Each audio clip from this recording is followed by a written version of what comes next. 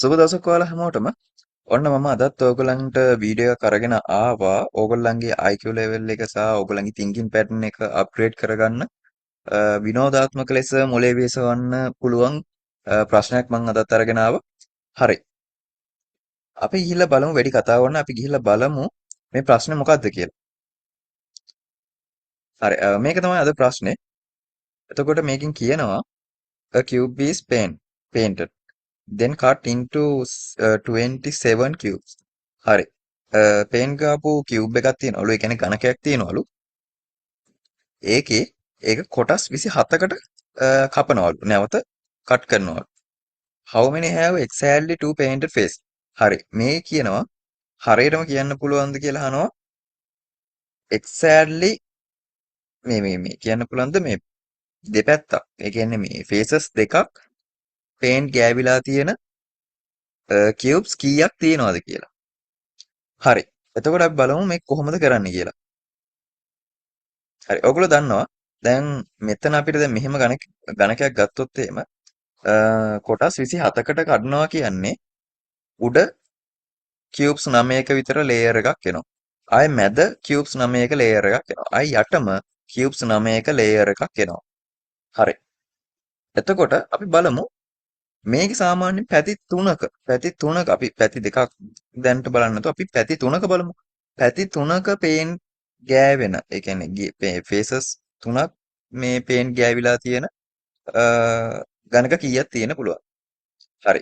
ඔයගලන්ට පේනවා ඇති මම මෙහෙම ගත්තාම මේ ගණකේ මෙන්න මේ කොටස මාක් කරලා පෙන්නන්න. මෙන්න මේ කොටස වෙන පාටක් ගමු.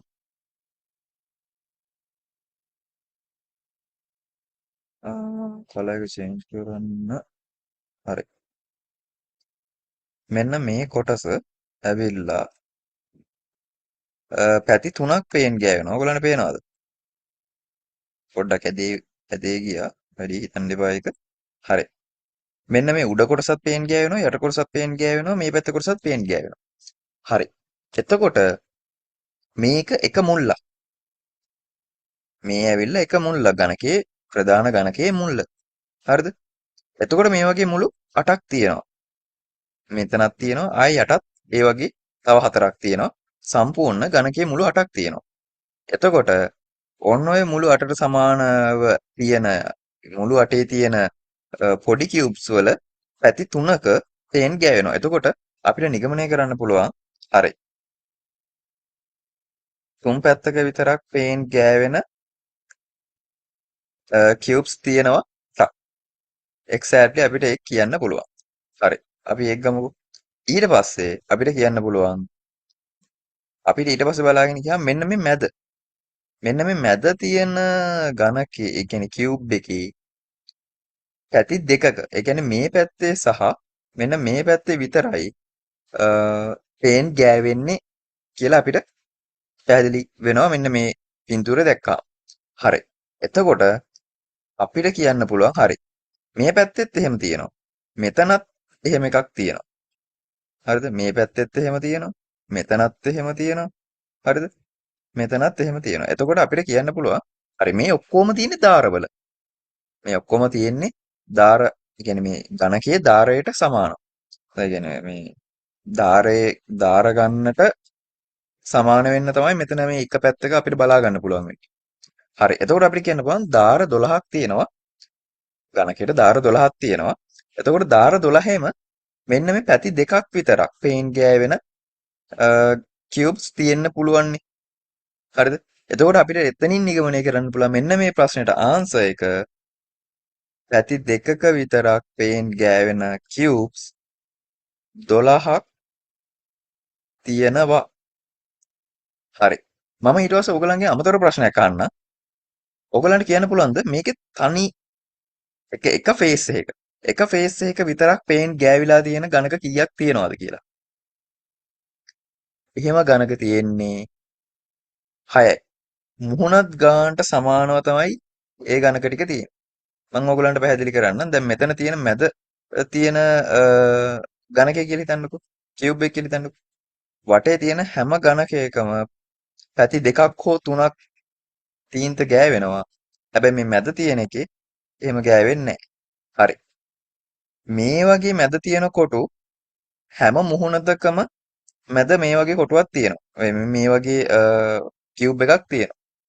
එතකොට අපිට කියන්න පුළුවන් මුහුණත් ගානට සමානයි එක පැත්තක විතරක් තීන්ත ගෑවිලා තියෙන කියුබ්ස් ගණන.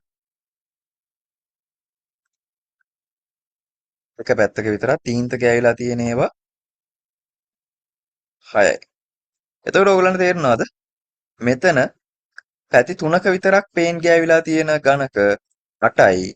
පැති දෙකක් විතරක් පේන් ගෑවිලා තියෙන ගණක 12යි. එක කොටසක ඒ කියන්නේ එක ෆේස් එකක විතරක් තීන්ත ගෑවිලා තියෙන ඒවා ගණන 6යි.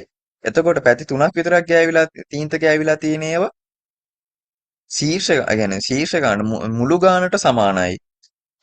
පැති දෙකක් විතරක් තීන්ත ගෑවිලා තියෙන ඒවා දාර ගණනට සමානයි. එක පැත්තක විතරක් තීන්ත ගෑවිලා තියෙන ගණක ගණන මුහුණත් ගණනට සමානයි. මම හිතනවා ඕගලන්ට මේකෙන් ඕගලන්ගේ දැනුමට දෙයක් ලැබෙන්න ඇති කියලා. එතකොට ඕගලන්ගේ සිතීමේ හැකියාව සහ ඒ දේවල් වලට මේ ප්‍රශ්න කතා කරන එක වැදගත් වෙනවා ඇති කියලා මම හිතනවා. සහ ඕගලන්ට මේකෙන් යම්කිසි විනෝදයකුත් ලැබෙනවා ඇති. කියන්නේ ඇත්තටම කිව්වොත් තමන්ගේ මොළේ ඉස්සෙල්ලා මොකක් හරි පසල් එකක් කම්ප්ලීට් කරද්දී ඒ වගේ දෙයක් කරද්දී ඇත්තටම අපිට පොඩි තෘප්තිමත් භාවයක් ලැබෙනවා. හරි. එහෙනම් අපි අලුත් වීඩියෝ එකකින් හම්බ වෙමු. එතකන් හැමෝටම සුබ දවසක් කියලා මම ප්‍රාර්ථනා කරනවා.